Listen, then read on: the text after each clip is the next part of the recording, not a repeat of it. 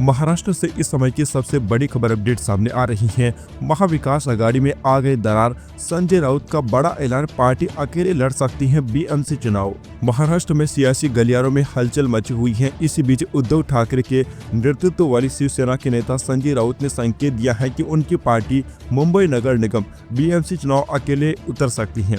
उन्होंने कहा कि पार्टी कार्यकर्ता बीएमसी चुनाव में अकेले उतरने की मांग कर रही हैं, क्योंकि इस चुनाव में उम्मीदवारों की संख्या लोकसभा और विधानसभा चुनाव से ज्यादा है। उन्होंने कहा कि उद्धव ठाकरे और अन्य पार्टी नेताओं के बीच इस बारे में बातचीत चल रही है। कार्यकर्ता चाहते हैं कि हम अकेले चुनाव लड़े।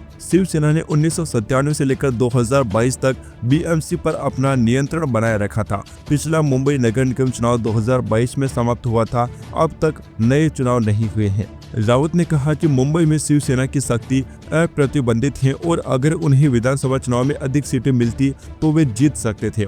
उन्होंने कहा कि जब अविभाजित शिवसेना भाजपा के साथ गठबंधन में थी तब भी वे बीएमसी और अन्य स्थानीय चुनाव में अकेले लड़ते थे और अब भी इसी तरह से चुनाव लड़ने की कोशिश की जा रही है।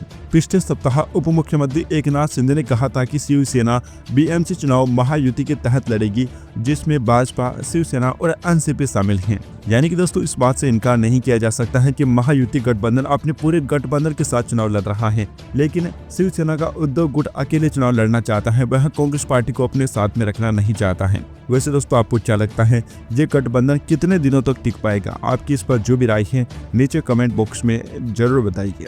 Subscribe now and press the bell icon. Never miss an update.